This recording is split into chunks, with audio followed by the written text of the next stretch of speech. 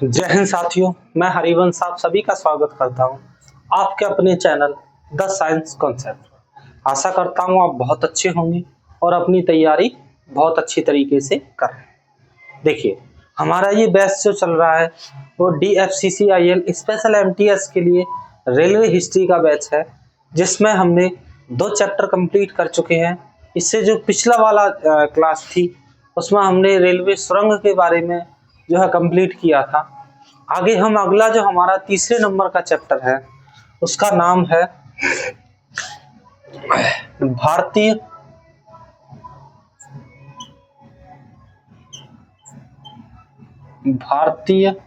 Railway का विकास।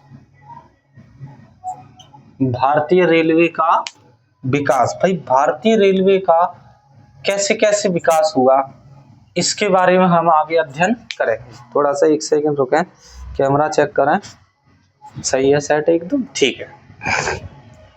इसमें हम बात करेंगे भारतीय रेलवे के विकास के बारे में। देखिए, भारतीय रेलवे का विकास 2 चरणों में, या हम कह सकते हैं 2 आधार पर किया गया या 2 आधार पर हुआ, जिसमें एक तरफ था आपका औद्योगिक रेलवे और एक तरफ हम बात करें तो एक था आपका यात्री रेलवे। ठीक है भाई। देखिए, जिधर यात्री रेलवे चली थी, देखिए ये जो औद्योगिक रेलवे थी, इसके अगर हम मुख्य कार्य की बात करें तो इसका था सामान, अर्थात सामान को बंदरगाह तक पहुंचाना तथा वापस लाना। भाई ये एक कार्य था। एक कार्य इसका ये भी था, शाही खजाने को ले जाना। भाई शाही जो खजाने थे, मैं कहूँ चाहे वो अंग्रेजों के खजाने हो, चाहे वो उस समय के राजा महाराजाओं के शाही खजाने हो, उनको भी इधर उधर ले जाने का कार्य यह करती थी। वहीं अगर हम यात्री रेलवे की बात करें तो इसमें आपकी शाही रेलवे, ये एक अलग चैप्टर भी पढ़ाया जाएगा आपको। शाही रेलवे जो चलती है इस समय पर, जो पहले राजा महाराजाओं के या अंग्रेजी जो थे उनके लिए यूज होती थी, और जिनमें कोई भी सफर कर सकता है, बस थोड़ा महंगा होता है, यह बताएंगे आपको। अच्छा, और इनका कार्य क्या था? यात्री परिवहन करना, आज आप भी करते होंगे। और इसका कार्य था सैनिक परिवहन।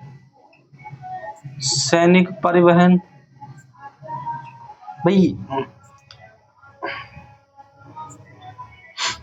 ठीक है, चलिए यही कार्य थे, सैनिक परिवहन, जो आज भी होते हैं इस दोनों ही कार्य।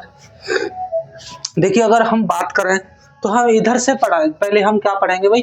तो पहले हम औद्योगिक रेलवे पढ़ेंगे। ये छोटा ही है इसका मैटर, जैसे मैं हेडिंग बनाता हूं यहां पर,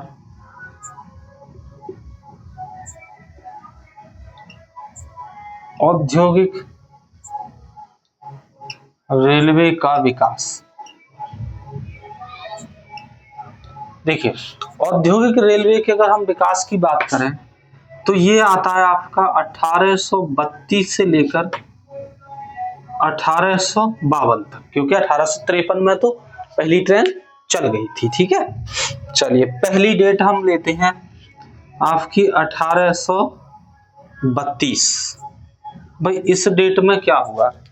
तो इस डेट में क्या हुआ था, जो मद्रास प्रेसिडेंसी थी, मद्रास प्रेसिडेंसी में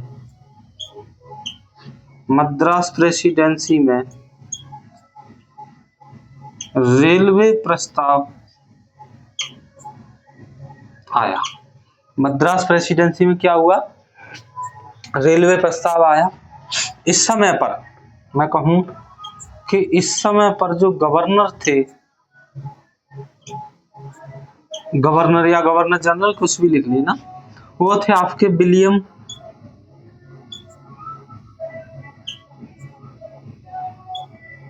बेंटिंग। इस समय कौन थे? विलियम बेंटिंग, जो 1828 से लेकर 1833 तक रहे हैं।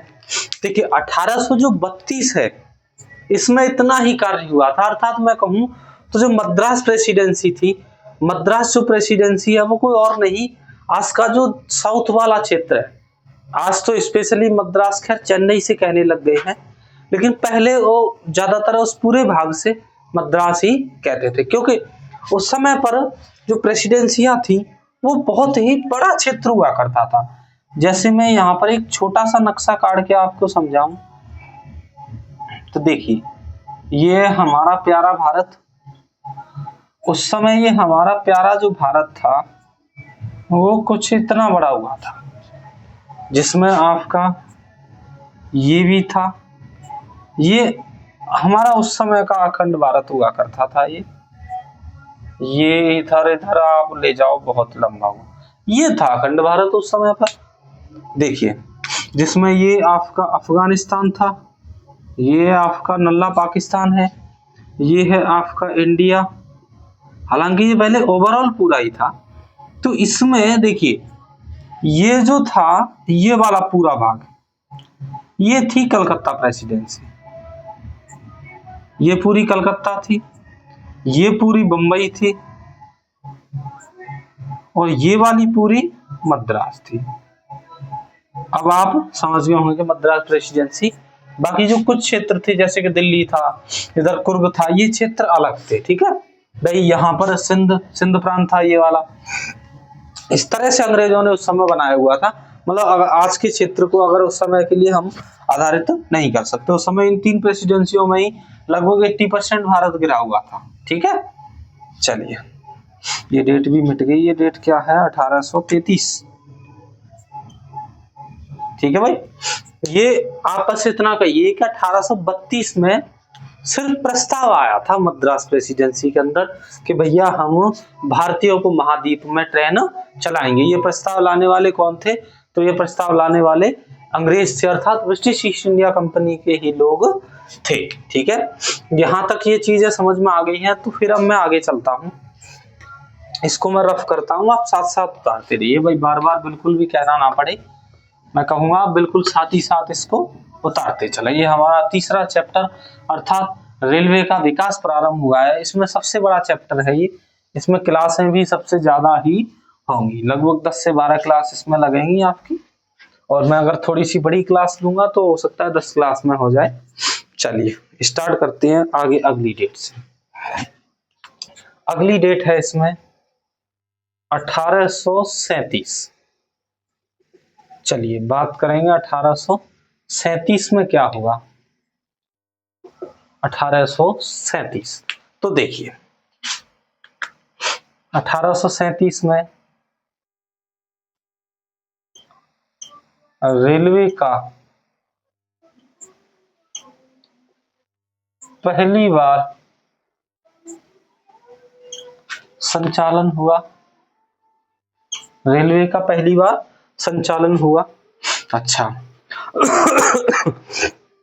इस रेलवे का जो नाम था, मैं कहूं नाम था, इसे कहते थे रेड हिल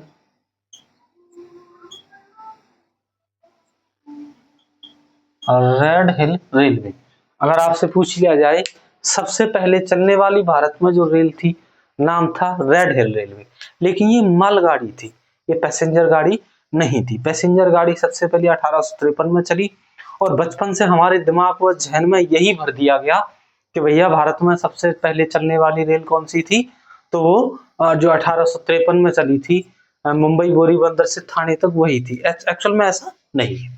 सबसे पहले जो ट्रेन चली थी उसका नाम था रेड हिल रेलवे। अच्छा ये कहां से कहां तक चली थी? मैं इसके अगर विस्तार की चर्चा करूं, विस्तार, तो ये आपकी ये चली थी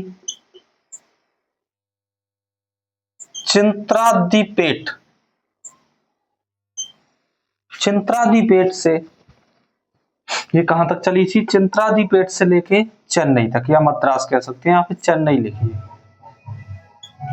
ठीक है भाई। और ये दोनों ही जगह कहाँ पर थी? मद्रास प्रेसिडेंसी के अंदर थी। ठीक है। अच्छा, इसके अगर मैं निर्माण की चर्चा करूं, भाई इसका निर्माण किसने किया था? इस ये जो रेल चली थी, इस रेल का जो निर्माण किया था वो किया था इंजीनियर आर्थर कॉटन के द्वारा। इसका निर्माण किसने किया था? इंजीनियर आर्थर कॉटन के द्वारा। ठीक है। इसने कितनी दूरी तय की थी? तो इस रेलवे ने 5 किलोमीटर, ये कितनी चली थी भाई? 5 किलोमीटर चली थी। इसमें जो इंजन लगाया गया था वो कैसा इंजन था भाई? तो वो रोटरी इंजन था। नाम क्या था? Rotary engine. कौन सा नाम था? Rotary engine. जिसे, इस इंजन का जो निर्माण किया था वो किया था आपका विलियम एवरी। इसका निर्माण किसने किया था? तो इसका निर्माण करने वाला था विलियम एवरी। रोटरी जो इंजन चलाया गया था, या कह सकते हैं रोटरी इंजन के द्वारा इस ट्रेन को खींचा गया था, और इस रोटरी इंजन का निर्माण जो किया था वो किया था विलियम एवरी के द्वारा। ठीक है भाई। बहुत इंटरेस्ट आएगा इसमें। ये मान लीजिए नई चीजें मिलेंगी आपको रेलवे विकास के अंदर, और बहुत ज्यादा मजा आने वाला है। आप ये मान लीजिए, बस क्लास को ज्यादा से ज्यादा शेयर कर दीजिए, लाइक कर दीजिए करिए, ताकि थोड़ा मोटिवेशन आता रहे। अच्छा, इसने जो कार्य किया था, मतलब किस कार्य के लिए यूज हुई थी ये? तो देखिए, इसने जो कार्य किया था वो था ग्रेनाइट पत्थर।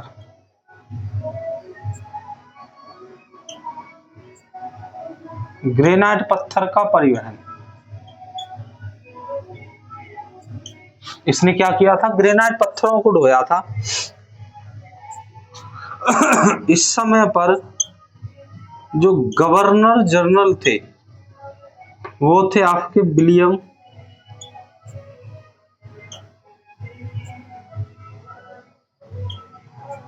ऑकलैंड। इस समय कौन थे भाई? तो गवर्नर जनरल थे विलियम ऑकलैंड के समय यह ट्रेन जो है चलाई गई थी। कौन सी? तो इसका नाम था रेड हिल रेलवे। कहां से कहां तक चली थी? इसकी अक्सर पूछ लिया जाता है कि कहां से कहां तक चली थी, तो आप बता देंगे चिंत्रादीपेट से लेकर चेन्नई चली थी। दोनों ही जगह कहां पर पड़ती है? मद्रास में। पास पास की जगह है, मिनिमम 5 किलोमीटर ही चली थी ये बस। ठीक है भाई। यहां तक किसी को कोई दिक्कत?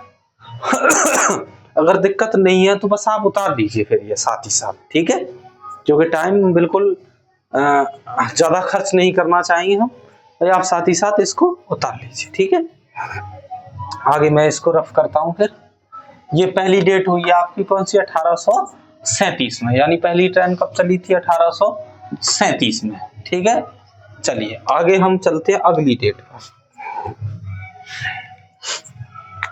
अगली डेट है आपकी 1845। अगली डेट क्या है भाई? 1845। इसमें क्या हुआ? यहां पर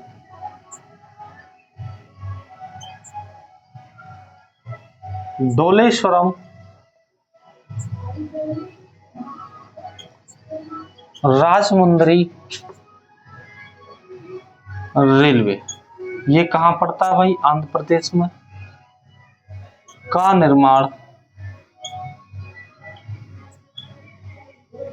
निर्माण किया। ये डोलेश्वरम जो राजमुंदरी में है आंध्र प्रदेश में, वहां पर रेलवे का निर्माण किया गया। अच्छा, इस रेलवे का जो निर्माण किया था, मैं कहूं निर्माण, उसमें भी कौन थे? इंजीनियर, तो वही थे इंजीनियर आर्थर कॉटन। ठीक है भाई। इस रेलवे ने कार्य क्या किया था? तो इस रेलवे ने जो कार्य किया था वो था गोदावरी नदी, गोदावरी नदी पर जो है पुल बनाने के लिए, गोदावरी नदी पर पुल बनाने के लिए क्या ढोए थे? पत्थर Dholai.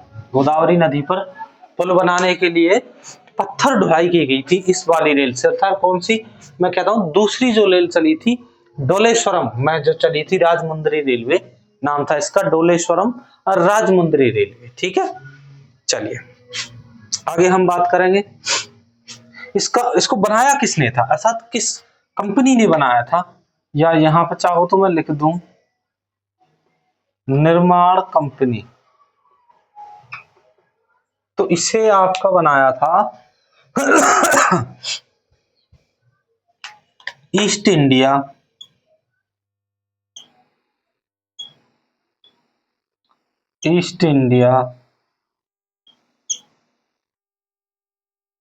Railway company, east India railway company, ये इसको शॉर्ट में भी कहते हैं।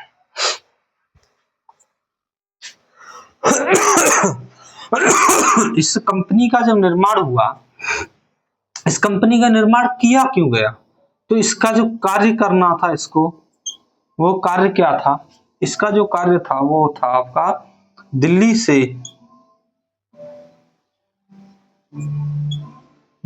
से कोलकाता के मध्य रेल लाइन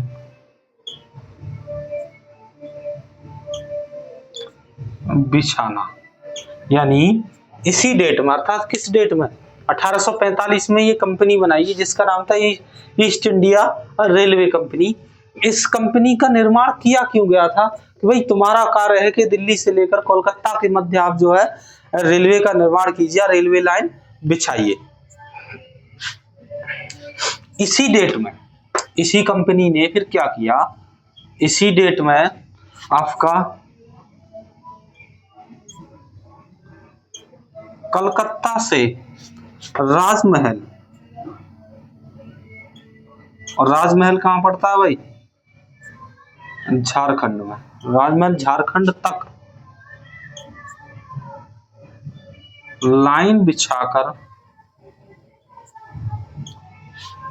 प्रशिक्षण किया। भाई चेक करने को क्या कहते हैं, ट्रायल। चलो ट्रायल ही लिख देता हूं, ट्रायल किया। ठीक है भाई, इसी ने इसमें क्या किया, इसी डेट के अंदर जो है कलकत्ता से राजमहल तक यानी झारखंड तक तब तक के लिए ट्रायल लिया कि हम जो लाइन बिछा रहे हैं क्या उस पर रेलवे चल पाएगी या नहीं, वो सारी चीजें इन्होंने चेक कर ली। ठीक है भाई। अच्छा, यहाँ पर आपके लिए मेन चीज क्या है, 1845 में आपको ट्रेन नहीं पूछी जाएगी, 1845 में सबसे ज्यादा इस कंपनी से पूछा जाता है कि बताइए ईस्ट इंडिया रेलवे कंपनी का गठन कब किया गया, तो वो आपको बताना 1845 में। आप ऐसे ध्यान रखना भाई, सबसे पहली रेलवे चली फिर उसके लिए कंपनी बनाई गया था 1845 में, क्योंकि पहली रेलवे चली 1837 के अंदर, तो 45 में। ठीक है, चलिए यहाँ तक कोई दिक्कत, साथ साथ उतारिए, बिल्कुल टाइम वेस्ट नहीं करेंगे बिल्कुल भी, और उतार लिया है तो फिर अब आगे चलते हैं।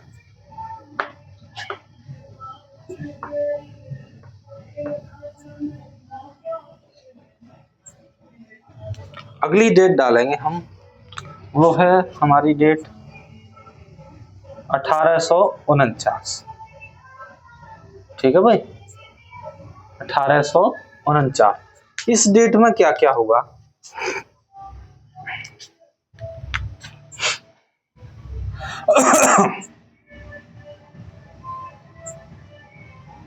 ग्रेट इंडिया नहीं है, इंडियन कर लो, ग्रेट इंडियन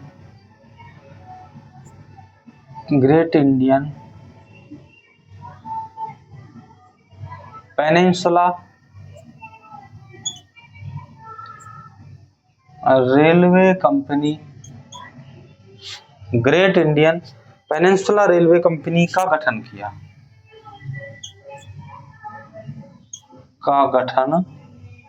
गया। ठीक है, GIPRC,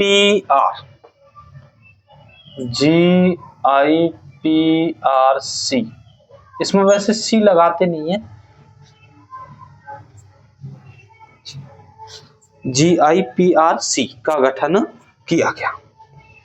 ठीक है भाई, ये आप विशेष ध्यान रखना, ये भी क्वेश्चन बहुत बार पूछा गया है, और मैं लिख के दे सकता हूं कि इस बार ये दोनों कंपनियों से प्रश्न आना ही आना है कि ईस्ट इंडिया कंपनी का गठन, ईस्ट इंडिया रेलवे कंपनी का गठन और ग्रेट इंडियन पेनिनसुला कंपनी का गठन, ग्रेट इंडियन महान प्रायद्वीप रेलवे का गठन, ये दोनों ही पूछे जाएंगे। ये 49 में हुआ। ठीक है।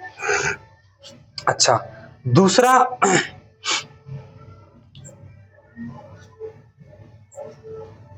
देखिए, इसका जो गठन है, इस कंपनी का जो गठन है, या मैं कहूं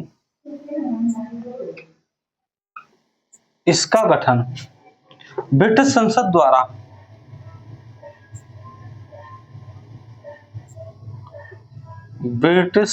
द्वारा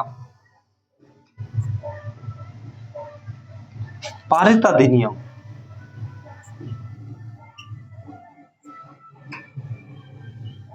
के द्वारा किया गया। यानी इस कंपनी का जो गठन किया था वो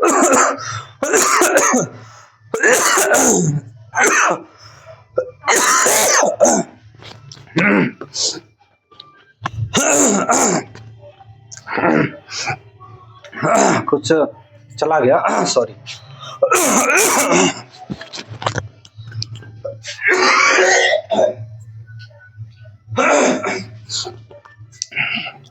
चलिए, देखिए, यह जो कंपनी थी peninsula company, Great Indian peninsula company थी, यह ब्रिटिश संसद द्वारा पारित अधिनियम सरकारी विधि तौर पर की गई थी ये। ठीक है भाई। आगे देखिए, एक डेट है अगस्त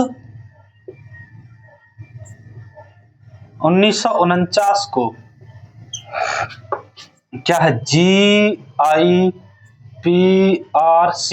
great India peninsula Railway company ने ईस्ट इंडिया कंपनी, ये east India railway company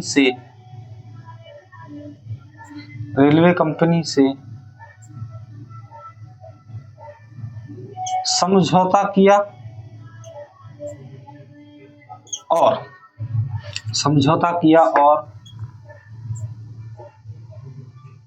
guarantee प्रणाली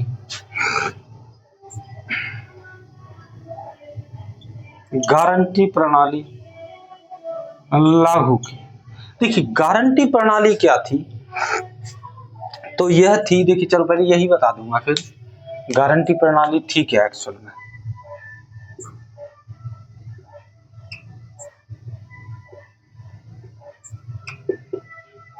देखिए, गारंटी प्रणाली थी कि इंग्लैंड की प्राइवेट कंपनी को भारत में रेलवे को निवेश करने के लिए आमंत्रित किया गया। मैं कहूं कि इंग्लैंड की कंपनी को भारत में रेलवे पर निवेश करने को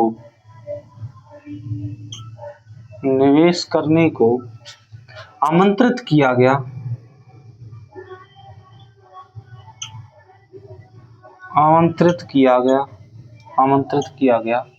और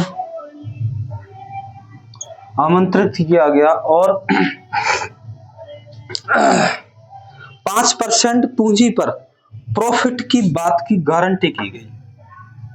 5% पूंजी पर प्रॉफिट की बात की गई। ठीक है भाई, प्रॉफिट पर बात की गई। और क्या हुआ कि इंग्लैंड की कंपनी को मुफ्त जमीन देने का वादा किया गया। अब सुनिए ध्यान से, ये एक्चुअल में चीज थी क्या। देखिए, इसमें क्या था, रेलवे बिछानी थी तो मतलब पैसा चाहिए तो कंपनी के पास इतना पैसा था नहीं, ईस्ट इंडिया कंपनी के पास। तो उन्होंने क्या कहा कि जो इंग्लैंड के अंदर जो प्राइवेट कंपनियां काम कर रही थी, क्योंकि इंग्लैंड में तो इससे पहले ही ट्रेन चल चुकी थी, इंग्लैंड में जो सबसे पहली ट्रेन चली थी वो आपकी 1824 में चल गई थी। तो वहां पर इतने तक आते आते थोड़ा सा विकास ज्यादा हो गया था, तो यहाँ आमंत्रित किया गया कि भाई आप आइए और यहाँ रेलवे में आप जो अपना कार्य कीजिए, अपना पैसा लगाइए, और हम 5% प्रॉफिट का दावा करते हैं, मतलब आप अगर घाटे में भी जाओगे तब भी हम 5% आपको प्रॉफिट करके देंगे। तथा जो इंग्लैंड से कंपनियां आएंगी उनको हम मुफ्त में जमीन भी देंगे। अगर किसी और देश से आएंगी यानी यूरोप के जो और भी देश थे, अगर वो कंपनी लाना चाहते तो वो भी ला सकते हैं, लेकिन हम उनको मुफ्त जमीन नहीं देंगे। 50% वादा उनके साथ भी था 5% का, लेकिन उनको मुफ्त जमीन नहीं मिलेगी, उन्हें जमीन खरीदनी पड़ेगी कंपनी लगाने के लिए।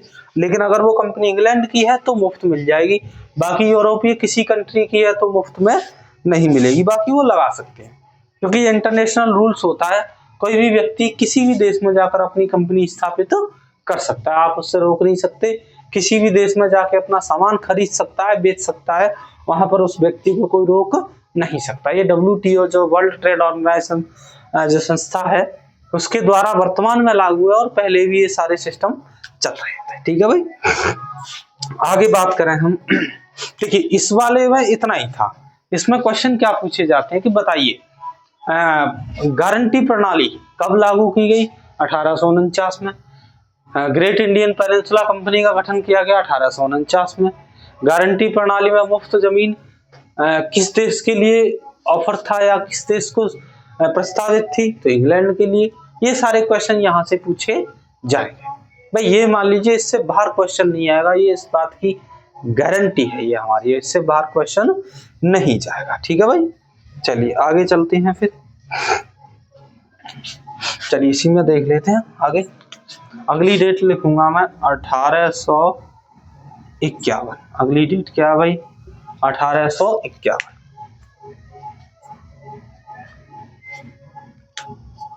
चलिए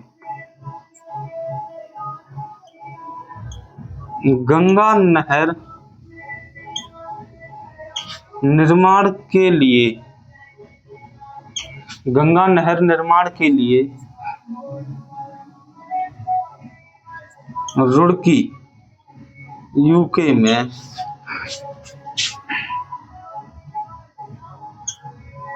रेलवे का विकास किया। रेलवे का विकास किया। सलोनी एक्वाडेट रेलवे बनाई। जो रुड़की में रेलवे बनाई थी उसका नाम क्या था? सलोनी एक्वाडेट रेलवे रुड़की बनाई, जिसमें यहाँ पर एक थॉमसन स्टीम लोकोमोटिव का भी विकास किया गया था। अर्थात यहाँ एक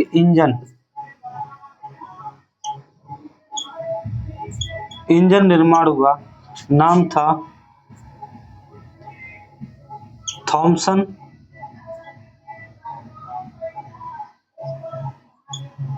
स्टीम लोकोमोटिव। स्टीम मतलब भाप इंजन था। ये कैसा इंजन था भाई? इसका विकास किया गया स्टीम लोकोमोटिव इंजन का। और ये इंजन कैसा था? तो ये भाप इंजन था।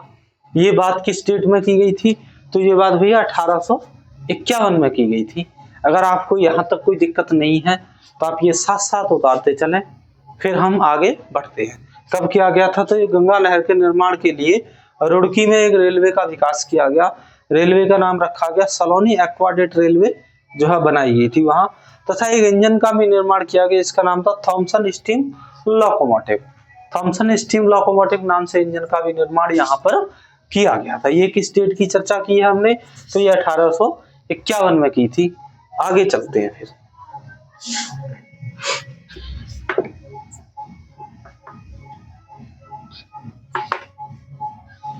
चलिए आगे हम बात करेंगे।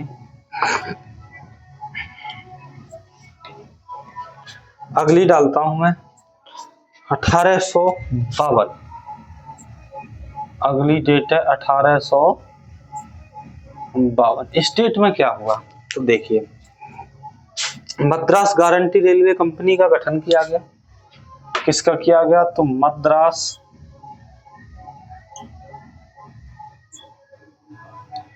गारंटी रेलवे कंपनी का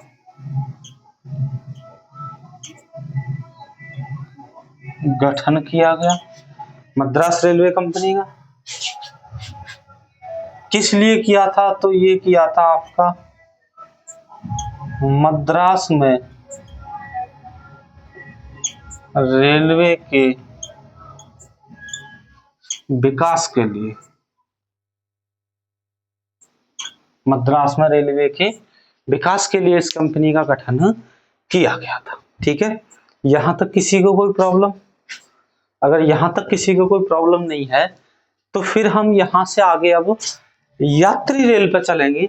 ये हमारी औद्योगिक रेल जो है यहीं पर फिनिश होती है और औद्योगिक रेल में इससे बाहर कोई भी क्वेश्चन नहीं आएगा। ठीक है, अब हम, क्योंकि मैंने बताया था औद्योगिक रेल कहां से कहां तक चली, 32 से लेके 52 तक।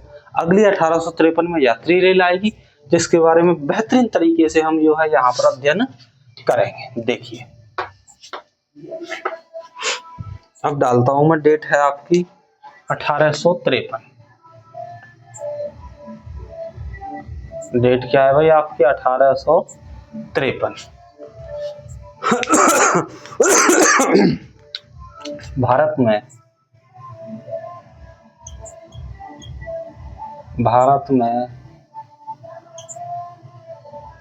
पहली यात्री रेल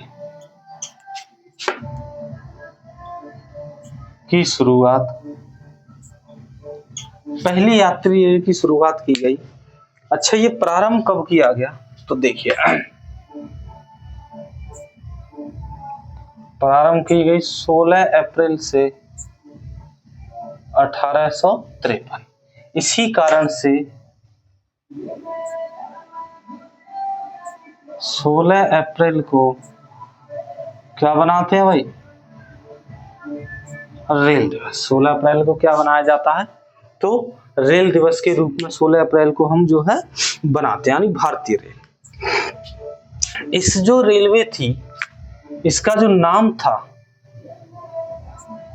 यानी नामकरण किया गया इसका, क्या नाम रखा, इसका नाम रखा था ब्लैक ब्यूटी। इस रेल का क्या नाम था भाई, ब्लैक ब्यूटी नाम की रेल चली थी ये। अच्छा, इसने जो दूरी, या कह सकते हैं कहां से कहां तक चली थी, या मैं बात करूं दूरी क्या तय की थी इसने, तो ये चली थी आपकी बोरीबंदर।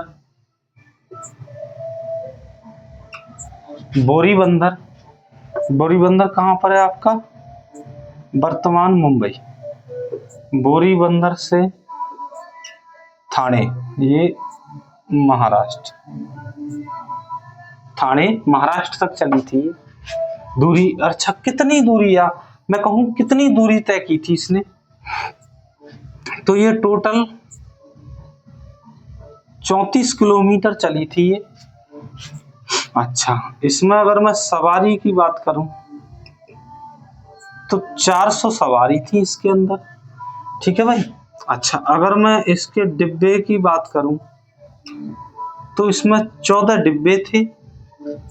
अच्छा, समय, अगर हम समय की भी चर्चा कर लें यहीं पर, समय, तो यह इसने टोटल 1 घंटा 45 मिनट इतना समय लिया था इसने इतनी दूरी तय करने का। ठीक है भाई। अच्छा, इसमें टोटल कुछ इंजन भी लगे हुए थे, या मैं कहूँ इसमें ओवरऑल कितने इंजन लगे हुए थे, तो 3 इंजन लगे हुए थे इसमें। इंजन कौन कौन से इंजन थे,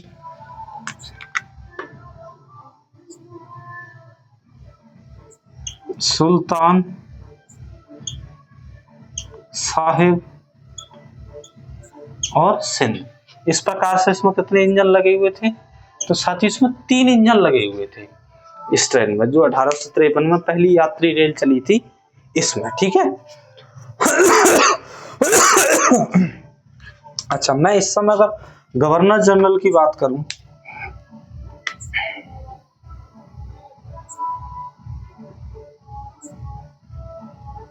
गवर्नर जनरल, तो इस समय कौन थे आपके? डलहौजी थे। और डलहौजी का जो कार्यकाल है वो 1848 से लेकर 1856 तक हड़प नीति इसने इसी में चलाई थी। ठीक है, देखिए इसने ये जो रेल चलाकर जो कार्य किया था, इस वजह से इसे आधुनिक भारत का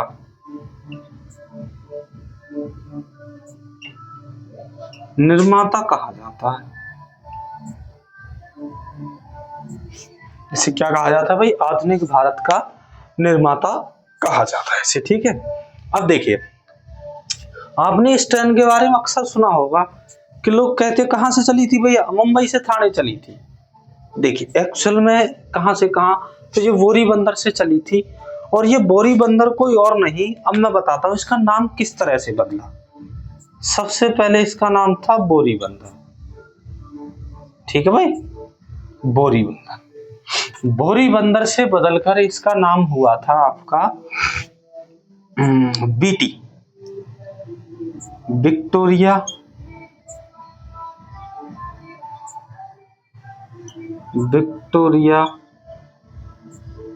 टर्मिनल। विक्टोरिया टर्मिनल से इसका नाम हुआ था CST, यानी कि छत्रपति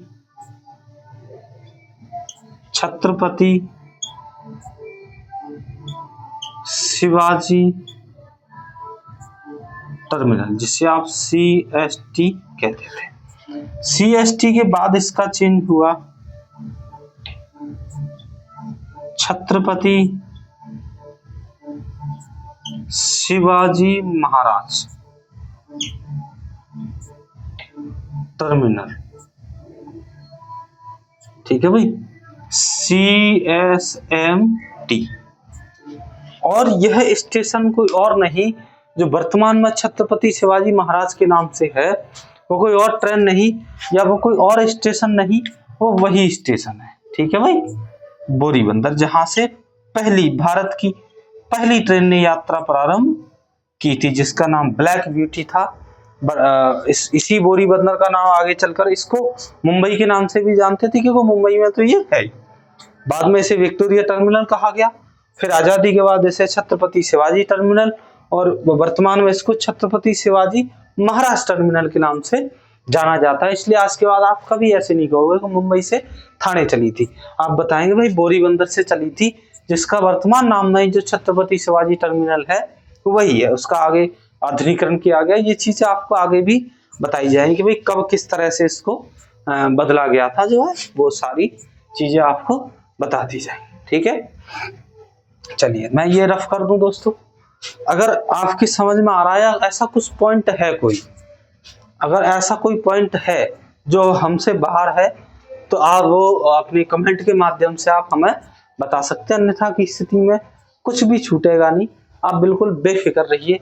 अब देखिए यहाँ पर अगर मैं और ज्यादा कुछ देखूं, तो जैसे इसको 21 तोपों की सलामी दी गई थी, वो कहीं पूछा नहीं जाएगा आपको कभी भी। इसके बारे में ज्यादातर यही पूछा जाता है कि इसका नाम क्या था, ब्लैक ब्यूटी। इसमें 3 इंजन लगे हुए थे, सुल्तान साहिब और सिंध। अच्छा, इस समय गवर्नर जनरल डलहौजी थे। अच्छा, कहाँ से कहाँ तक चली थी, तो ये बोरीबंदर से लेके जो है ठाणे महाराज तक कब चली थी, तो 16 अप्रैल 1853 में। भारत की ये पहली यात्री रेल थी। कैसी थी ये? पहली यात्री रेल थी। इससे ज्यादा इसके बारे में और आपको कुछ भी पूछा नहीं जाएगा। ठीक है, चलिए यहां तक आप बताइए, किसी को कोई दिक्कत है? अगर यहां तक कोई दिक्कत नहीं है तो इसकी जो आगे की चर्चाएं हैं, अगर आप कहें तो नेक्स्ट अगली क्लास में कराई जाए, क्योंकि मेरा मानना ये है कि हम थोड़ा सा कम पढ़ाएं, क्योंकि अभी हमारे पास समय है। ठीक है भाई, और ऐसी बात नहीं है रिजल्ट आने तो एक दिन में 2-2 वीडियो बनाकर मैं ये सिलेबस आपको झट से खत्म करवा दूंगा, उसकी आप बेफिक्र रहिए बिल्कुल भी। बस आप लगन व मेहनत करते रहिए, क्योंकि ऐसे कहते हैं कि यूं ही नहीं बनते सितारों के महल, यूं ही नहीं बनते सितारों के महल, आईना देखने से पहले चेहरा साफ किया जाता है। अगर आपको खुद को एक सफल मनुष्य बनाना है तो सिर्फ आईने देखने से कुछ नहीं होगा। आपको अपना चेहरा भी साफ करना है, आपको खुद को साबित करना है कि देखिए अब आपकी ये जो लड़ाई है वो सिर्फ नौकरी की नहीं है, अब आपकी लड़ाई है सम्मान की, आपकी लड़ाई है उन आपकी माँ के आंसुओं की जो रात में अकेले बहाती हैं कि कहीं ना कहीं मेरा लड़का जो है सफल होगा और हम इस ढलती उम्र में हमारा सहारा बनेगा। ये लड़ाई है आपकी बहन के उन सपनों की जो चाहती हैं कि मेरा भाई कुछ करेगा जिससे मेरा मतलब हमारा भी जो है माहौल या हमारा जीवन भी अच्छा हो जाएगा। ये लड़ाई है आपके उन बड़े भाइयों की जो बाहर काम करके मजदूरी करके आपको पढ़ाते हैं। ये लड़ाई उस परिवार की है, ये लड़ाई उस देश की है जिसमें आपको कुछ करना है, कुछ करके दिखाना है। सिर्फ पेट भरने को जीवन चलाना नहीं कहते या जीवन नहीं कहते। जब तक आपने कहते हैं ना कि जीवन में जब तक संघर्ष नहीं हुआ तो वो जीवन क्या है। इसीलिए मैं हमेशा कहूंगा संघर्ष चुनिए, इतने कठोर बनिए कि आपको हर कोई तोड़ ना पाए। क्योंकि भारत के बहुत बड़े शिक्षक कहते हैं कि अपने लिबास में इतनी कठोरता रखिए ताकि लोग आपको देखकर या आपको हानि ना पहुंचा पाए। क्योंकि कहा जाता है कि लोग पी जाते अगर समुद्र खारा ना होता।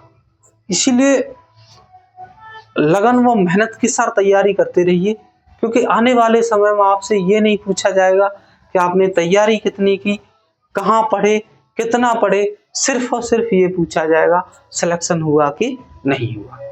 और आप कितना भी कमा लें, कितना भी पैसा इकट्ठा कर लें, लेकिन अगर आपने सरकारी जॉब की तैयारी की और आप उसको नहीं पाते हैं तो आपकी समाज में वैल्यू एकदम जीरो के बराबर होगी।